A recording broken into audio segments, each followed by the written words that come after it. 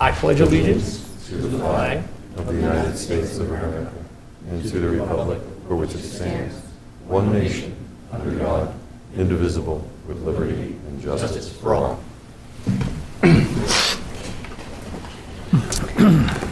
Just a reminder for everyone out in the audience, in case of emergency, exits at the back or on the side of the room here. And if you could please silence your cell phones. I'll start with a roll call. Councillor Mills. Good evening. Councillor Healy. Good evening. Councillor Webb. Good evening. Councillor Chase. Good evening. Councillor Flood. Hello. And is Councillor Foote on the phone? I believe so, Madam Chair. We have an attendee by phone. We're just instructing them how to be able to speak now. Councillor Foote, are you there? Good evening. Good evening. And good evening from the chair. All right. Is there a motion to open public forum? I make the motion that we open public forum. Second that. All right. And this evening we do have someone virtual, so everything will be a roll call. On the motion, Councillor Mills. Yes. Councillor Healy. Yes. Councillor Webb. Yes. Councillor Chase. Yes. Councillor Flood. Yes. Councillor Foote. All right, and I'm going to say... Yes. Oh, there he is. All right, chair votes yes. Public forum is now open. The floor is yours. Anyone that wants to come up and speak, just remember to please state your name and address for the record.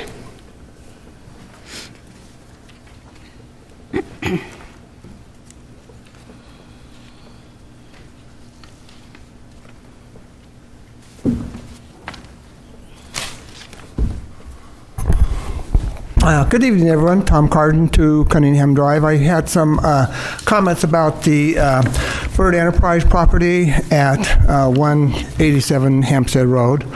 I attended the meeting last June where they had applied for a variance for a 50-square-foot pylon sign and I think a 19-square-foot message board.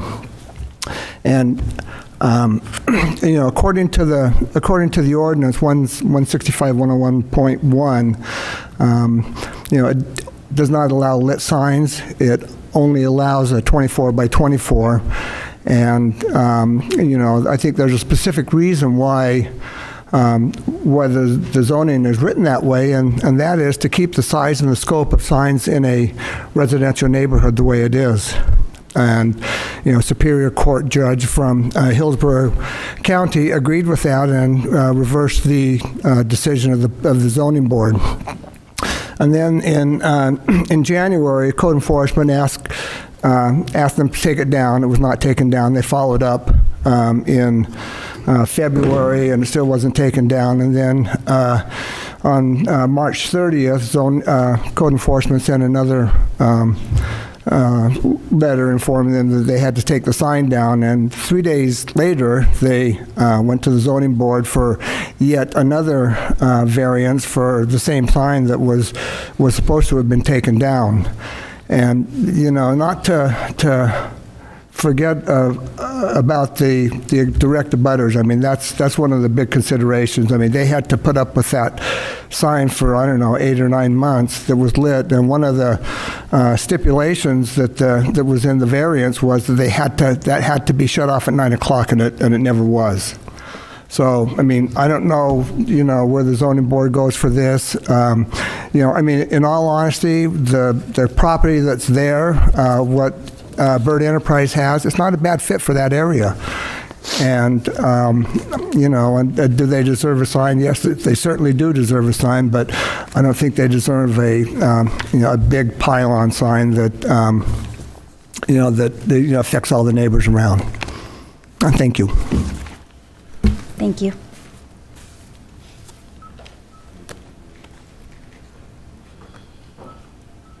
Anyone else? Is there anyone online, Owen? Madam Chair, seeing none, rise online. All right.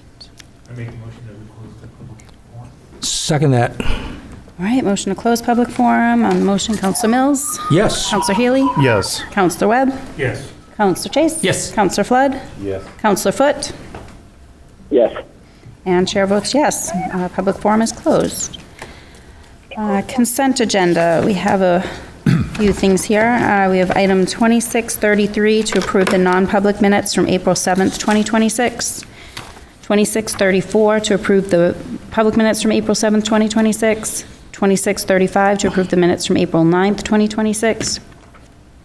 2636, which is Resolution 2026-021, to adopt the revised user rate and fee schedules for dairy water customers. There will be a public hearing on May 5th for that.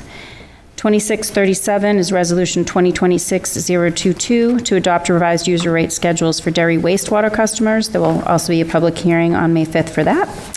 And 2640 is Resolution 2026-025, to accept a Bureau of Justice assistance grant for incident management equipment. And again, there will be a public hearing on that item on May 5th. Is there a motion to approve? I move to approve the consent agenda. I'll second that. Okay. Motion and a second to approve consent agenda. On the motion, Councilor Mills? Yes. Councilor Healy? Yes. Councilor Webb? Yes. Councilor Chase? Yes. Councilor Flood? I abstain. I wasn't here. Okay. And Councilor Foote? Yes. And chair votes yes, motion passes 601. All right, on the chair's report, we have a couple of things tonight. The first one is an appointment to the zoning board. I move to appoint Crystal Moran as a member of the Zoning Board of Adjustment for a term to expire March 31st, 2028. Second. All right, there is motion, a second. Any further discussion? Yeah. Yep. So Ms. Moran came to our last meeting. She spoke during the public forum. As I said at the end of that meeting, I think she made a lot of valid points. If we're going to not appoint someone because of the way they voted, we should be looking at all the members on the zoning board. And we did some appointments, as she mentioned, another appointment that voted pretty much the same as she did. And another point that she had made that I agree with is that none of the counselors have reached out to her after some of the votes to get her reasoning. So I think it's kind of, there's some blame on both parts if you think that she's voting not following the 5 criteria, that we haven't reached out to give any type of notice. This appointment is for a 2-year term, not the original 3-year term that she had applied for. So it's basically, 2 years, see how she does in this role in 2 years. Now she's gotten some feedback from the council. So I would urge, I was one of the no votes. I'm going to be switching my vote. I would urge the council to reconsider, give Ms. Moran another 2 years, and if we have any issues with, we think the criteria is not being followed, that we reach out to Ms. Moran and discuss it with her directly and give that feedback. And that's all I have for the discussion. Anyone else? Councilor Webb? I do. I'm going to be voting no as I did before.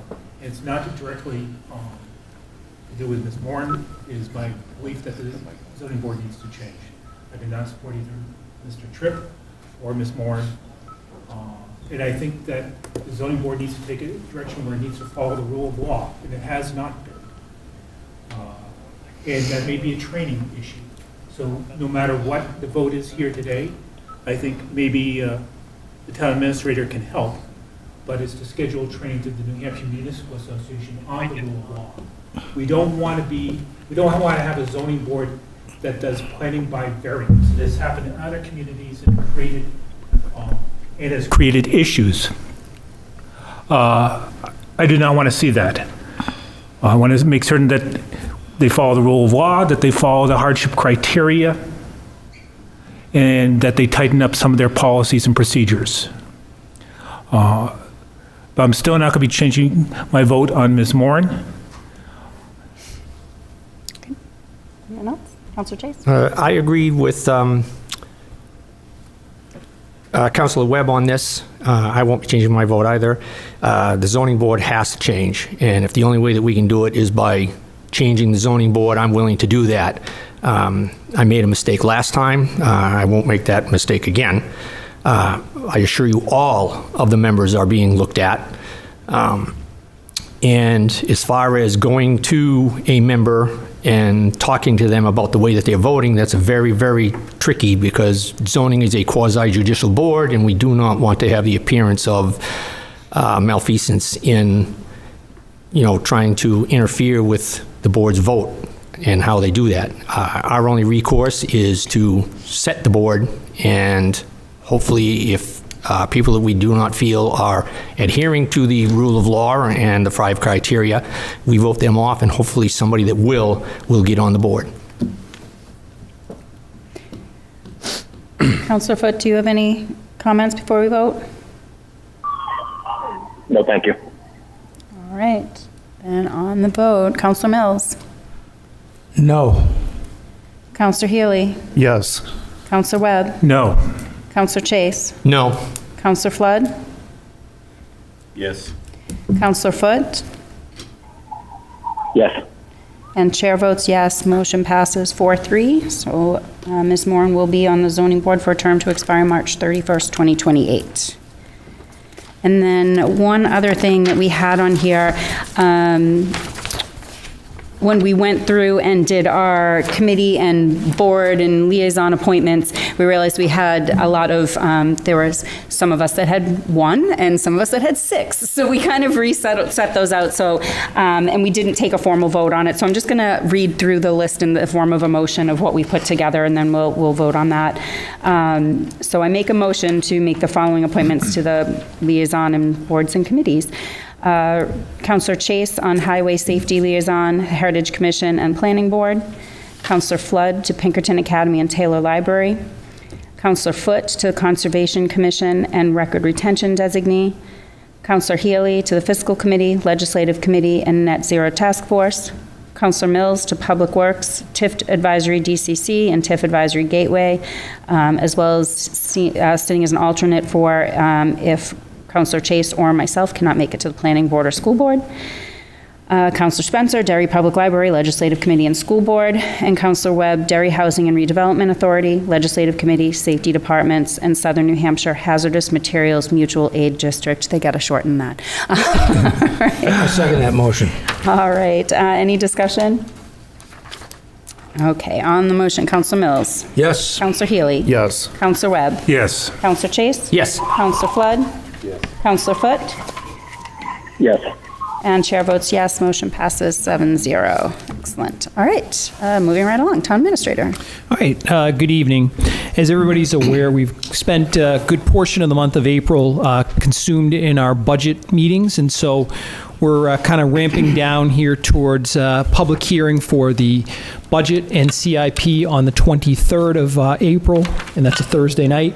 And then we'll have our final vote for the budget on May 5th, 2026. So tonight I had prepared within the councilors' packets a list, and it's a very short list of questions or comments that we've provided, or staff has provided some responses to, and I'd like to run through those very, very briefly. If there's any other questions, please reach out to me, but these will all be incorporated within the budget that you will see at the public hearing on the 23rd. So when we met on the 7th, the fire department, there's a general question about the EMS collection rate. More or less, that response is 0 to 30 days is 44%, 31 to 60 days, 26%, 61 to 90 days, 10%, and 91 to 80 days is 11%. So there's an overall collection rate of 91%. So that's been answered, and that is above industry trends.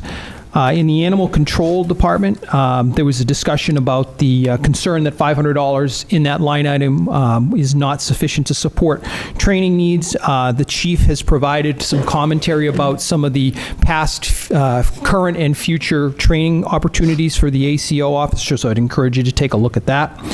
In the highway division, there was a question about the pavement management list, and there were portion of was notated on a couple of the roads.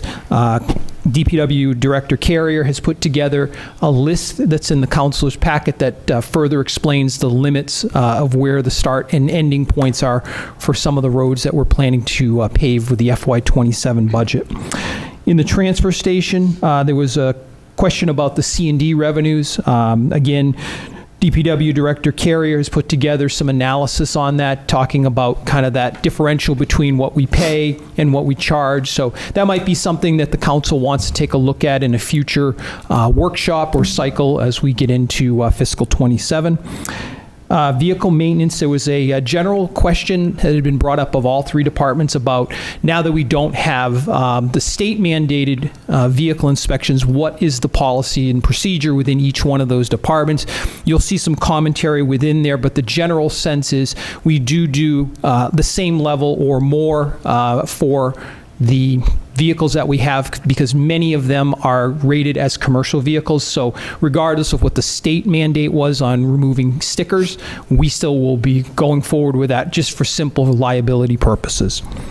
Code enforcement, there was a question or a suggestion to look into personal alert systems. So that has been going on as we speak, so we'll continue to update the council on that, but there looks like some promising possibilities there. Then we talked about, on the 9th, economic development, there was a question about marketing funds. There's 3 lines in the budget that have marketing funds. There's $16,000 in the economic development fund, $15,000 in the DCC, and $5,000 in the gateway TIF. So we have a combined $36,000 for various marketing purposes for use. Information technology, there was an ask by Doug Rathburn to add 2 PCs for $600 total. That has been incorporated into the budget, and the bottom line has been adjusted. Tax collector, question came up about the ratio of online versus in-person transactions. What we did was we looked at the most recent quarter that we had a full quarter on, which is October through December of 2025. And that area came up to 2,700 online, so 37%, and 4,729, so about 63% were in person. So still shading towards more in person as opposed to online registrations. Then we had the swap that was asked by Councillor Webb on the administration and human services. There was an amount of $13,301 that was moved from the human services line for DHRA over to the human resources line for better recruitment opportunities. So those are all the items that had been flagged by council. So I'll go on the assumption that when we go to the public hearing on the 23rd, we can proceed with bottom lines. You've already given your preliminary votes, so essentially this will be the last opportunity for any adjustments or any questions from the public that we can address. Are there any other questions before we move on to the rest of the town administrator's report? Any questions? All right. Okay. A couple of other general items.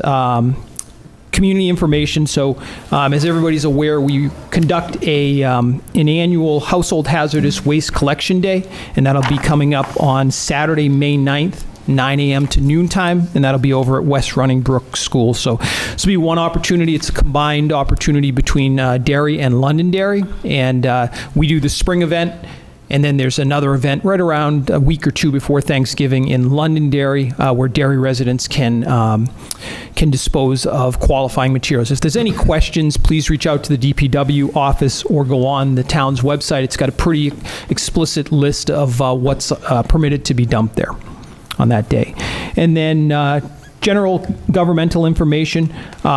We had one of our staff members received an online petition from the online portal change.org, and it was asking the town council and other boards to step in and protect the environment for the 41 Ashley Drive project. As a reminder, tonight we're going to be talking about accepting the easement that had been put forward, and this project's been approved by the Derry Planning Board. So I confirm with the town clerk that a digitally submitted petition is not valid under state law, as it wouldn't meet the criteria of an actionable petition as defined by the town charter and also under state law. So obviously, the town council has the option to consider any initiative it sees fit, but the digital petition would certainly not meet the criteria for a compulsory action on that. So a lot of times those things have individuals who may or may not be from the community, so it's important to kind of put that into the into the pot there and when you evaluate that. But for purposes of what you're required to do, I just bring that up as informational purposes. And then lastly, within your packet, we're approaching the summer, believe it or not, as it's 45 degrees outside. Typically, the council looks at reducing the July and August dates down to one meeting date. So the suggested dates, obviously, it's your role to decide which day you want, would be the first meeting, which would be July 7th, and also the first meeting in August, which would be August the 4th. So those are the two dates. If there'd be some discussion on that or confirmation, we can certainly get that scheduled through Sheila and whatnot. Are those two dates okay with everyone, those meetings? It may not be August 4th, Okay. but July 7th. Okay. Excellent. All So right. far, All right. Counselor Foote, are you okay with those, July 7th and August 4th? Yes. Okay. All right. All right, so we'll make that official, and I'll have Sheila book those. So those are the only items that I have on tonight's Town Administrator's Report. Excellent, thank you. Okay, we have a couple of public hearings this evening. The first one is item 2627, which is Resolution 2026-014, to authorize the acquisition of property at 17 South Avenue, LMG Master Agreement for Abbott Court. Town Administrator Mike Fowler presenting. Okay, so this is the second of two required public hearings under RSA 4114A. What is under consideration is the town's acquisition of a small parcel at 17 South Ave. The triangular parcel is 4,376 square feet, and it's associated with the ongoing Phase 1 development for the Abbott Court area. So those lots are being combined. This small triangular piece is integral in giving enough space for all of the parts to fit together. The lot line adjustment has gone through the planning board with approval, and as such, council will be taking no vote this evening. It'll be an official vote on May 5th to move forward with that. So as a project eligible cost, the total cost, the proceeds to the seller are $270,000. And other than that, if there's any questions, I'd be happy to answer those either from council or from the public. Is there a motion to open public hearing? I just have a question. 207,000 or 270,000? 270,000. Yeah. Did I say 207? I think you did. Oh, okay, I misspoke. 270. And having that cleared up, I will make a motion to open the public hearing. Okay. Second. All right, we have a motion and a second. On the motion, Counsel Mills? Yes. Counselor Haley? Yes. Counselor Webb? Yes. Counselor Chase? Yes. Counselor Flood? Yes. Counselor Foote? Yes. And chair votes yes. Public hearing is now open. If you'd like to come up and speak on this matter. I'm going to need you to form an orderly line. Madam Chair, seeing none, rise online. Okay. Seeing no eager beavers, Madam Chair, I will make a motion to close the public hearing. Second. All right, on the motion, Counselor Mills? Yes. Counselor Haley? Yes. Counselor Webb? Yes. Counselor Chase? Yes. Counselor Flood? Yes. Counselor Foote? Yes. And chair votes yes. Motion passes 7-0, and there is no vote on this actual resolution this evening, so we will move on to item 2630. Oh, I'm sorry, before we do that, are there any other questions from counselors on this? Okay. Then we'll move on to item 2630, Resolution 2026-020, to authorize the Conservation Commission to accept a conservation easement at 41 Ashley Drive and 37 Scobie Pond Road. Town Administrator Mike Fowler presenting again. All right, and so this, I'd like to introduce another development-based property transaction. So the property at the end of Ashley Drive, known as 41 Ashley Drive, 37 Scobie Pond Road, is a fairly substantial piece of property.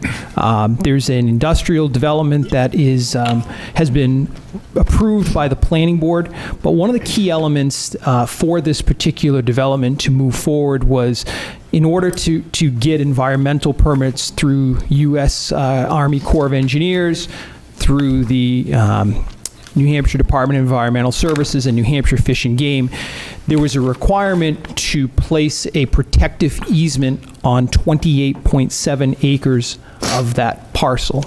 So it was a lengthy back and forth. The developer had brought this through, had hired some consultants to look at what was required, what would be acceptable to the various agencies. And as you can imagine, the more people that you get involved, the more intricate that it gets. But we were presented with an initial version of the stewardship easement in which the town would take the easement and be required through the Conservation Committee to perform the full stewardship activities. And we brought that through to leadership for the Dairy Conservation Commission. There were some concerns, and we brought those back to the development team.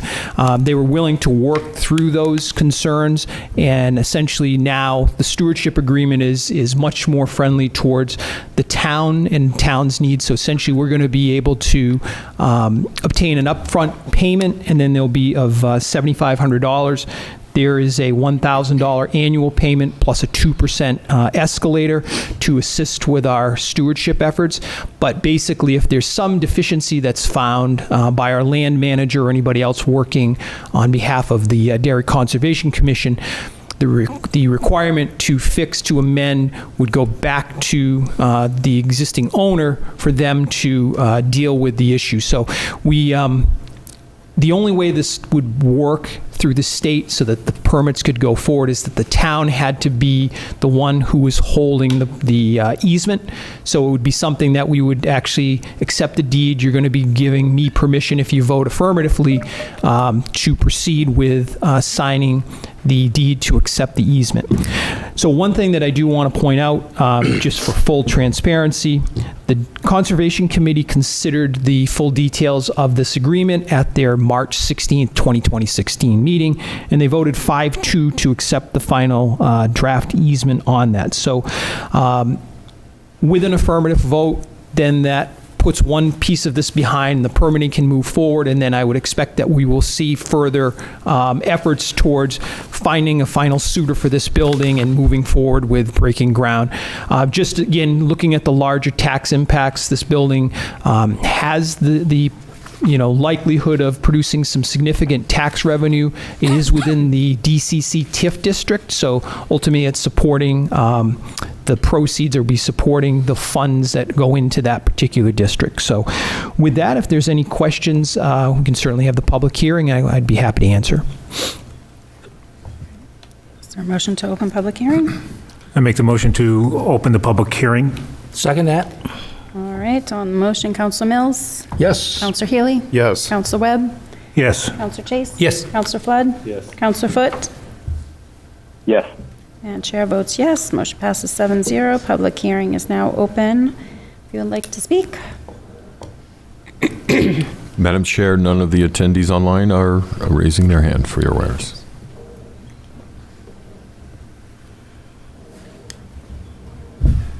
David Provencher, 26. Oh, is the mic on? Okay. David Provencher, 26 Miltimore Road. Just have one quick question about this property that's being developed there. Do you have an approximate idea of how many trees are going to have to get torn up, bulldozed to develop this warehouse? No, unfortunately, I don't. A lot of the land back there is already cleared because it's the power line easement part of that property. There is a significant buffer towards the residential. I think it's towards the north and the east of that parcel, and that's the area that's being maintained. So it will provide a buffer, a treed buffer, towards the residents on that north side. But the development primarily is towards the southern part, and it also pushes over towards M&R wood recycling, which some of that has been, cleared already as well. All right. Thank you. That's all I wanted to know.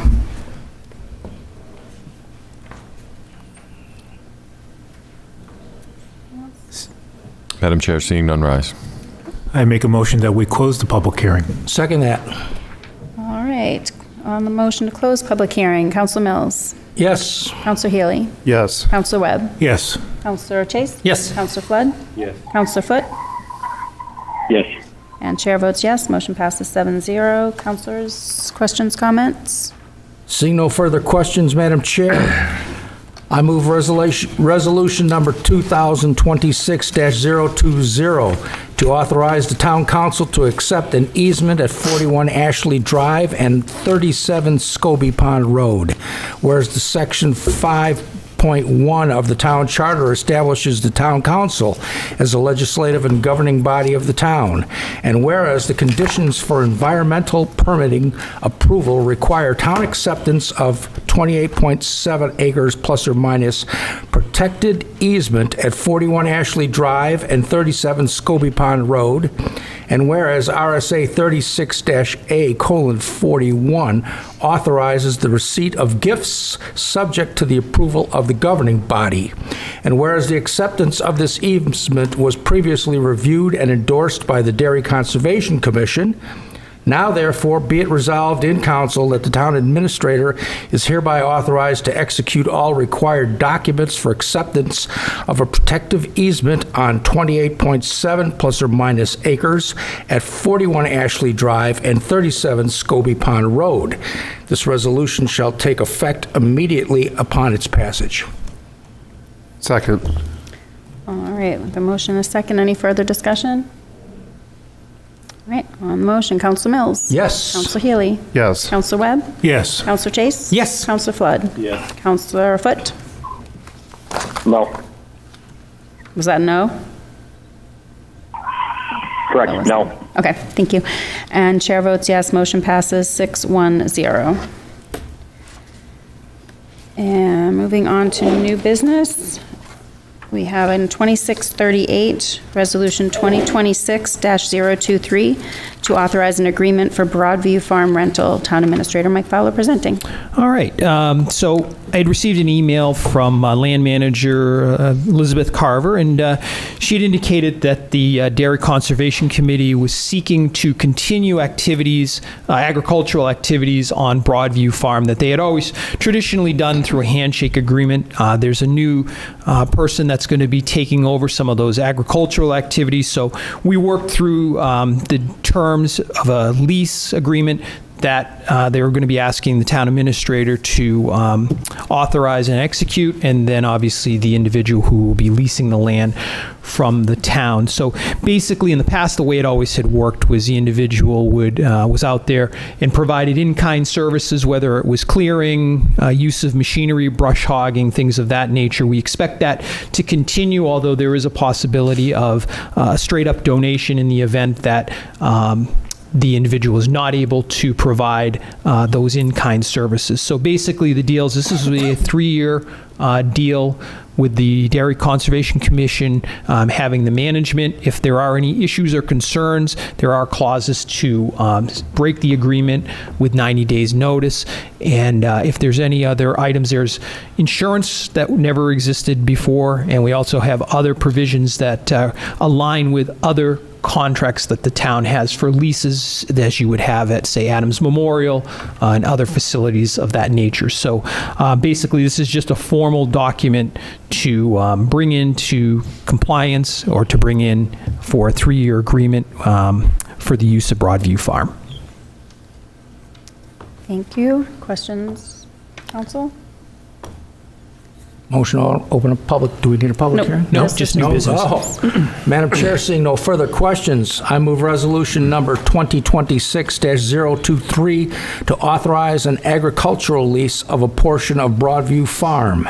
Whereas Section 5.1 of the town charter designates the town council as the governing and legislative body of the town, and whereas RSA 41:11 A authorizes the legislative body to enter into land leases, and whereas the Town and Dairy Conservation Committee has benefited from a long-standing agreement to cultivate and maintain the property, and whereas the Dairy Conservation Committee serves as stewards of Broadview Farm and seeks to continue applicable agricultural uses of the property, And whereas a new lessee seeks to continue these efforts in partnership with this town, now therefore be it resolved in council that the town administrator is hereby authorized to execute all necessary documents with Derry Conservation Commission and the lessee for a 3-year lease for use of 9.5 acres plus or minus at Broadview Farm. This resolution shall take effect immediately upon its passage. Is there a second? Second. All right, any further discussion? Okay, on the motion, Counselor Mills? Yes. Counselor Healy? Yes. Counselor Webb? Yes. Counselor Chase? Yes. Counselor Flood? Yes. Counselor Foot? Yes. And chair votes yes, motion passes 7-0. Next is item 2639, Resolution 2026-024, to accept wellness grant funding from Health Trust. Town Administrator Mike Fowler again. All right, this is a very minor item. Each year, Health Trust, our carrier for health insurance, provides grants to communities in an effort to try to promote employee engagement and employee awareness of certain programs that they have within their spectrum of services. We've received this grant in the past before. The 2026 version is $1,000, and essentially that would be something that the town council needs to formally accept as a gift. And other than that, if there's any questions, I can certainly answer that. Questions?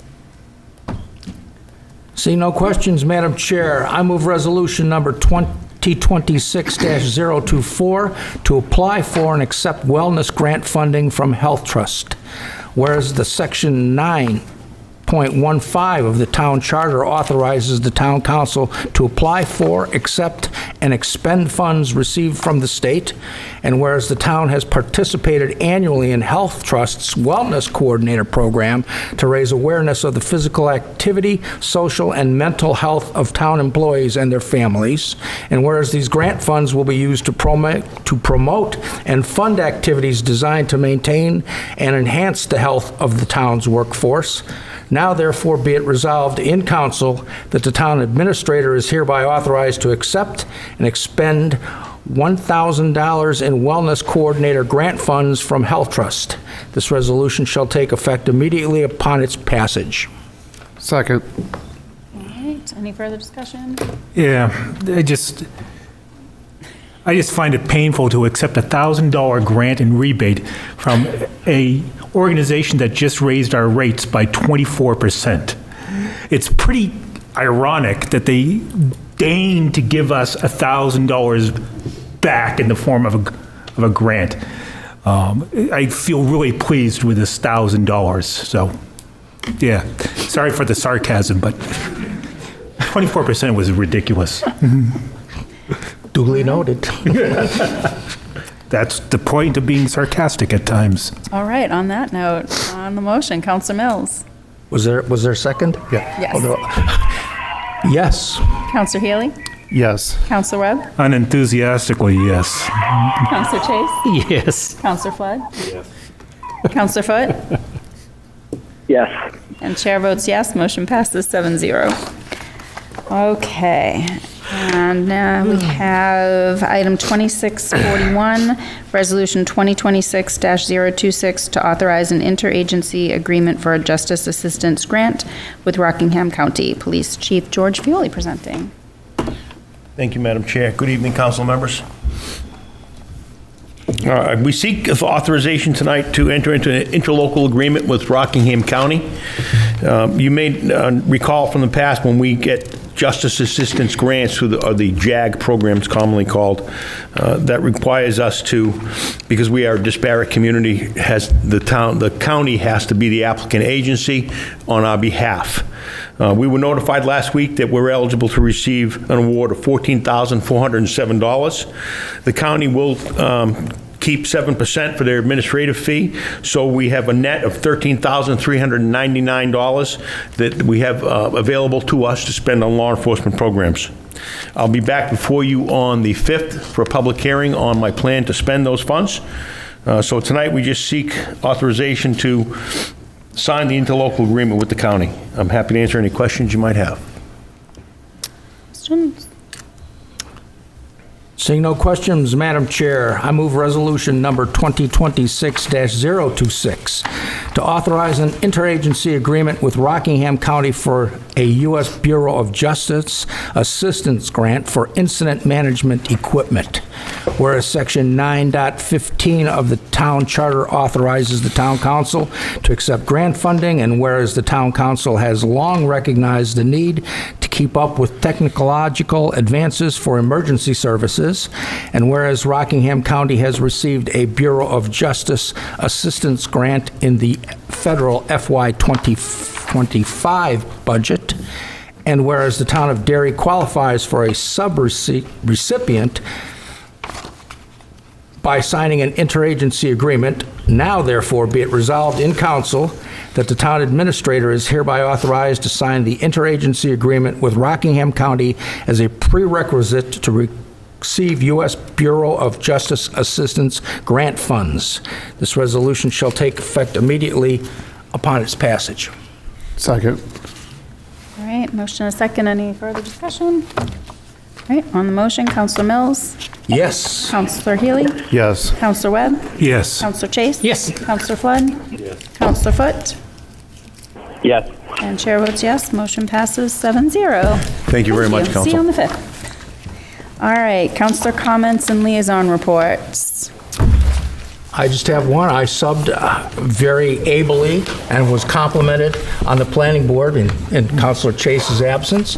They said it had never run quite so smoothly. I was upset, though. I was upset. I had my flannel shirt, and I went to a costume shop to rent a mustache like that because I wanted to make an entrance. And unfortunately, I couldn't find it, but it went well anyway. And thank you for the opportunity. You're welcome. Anybody else? I just want to congratulate Lieutenant Livoli on completing the Boston Marathon this week, and everybody else who did it. Every year I watch the marathon, and every year I think, I should do that someday, but I will never do that. So, not going to happen. I'm lucky if I can run a mile, never mind 26. So congratulations to all those that did. I was watching yesterday.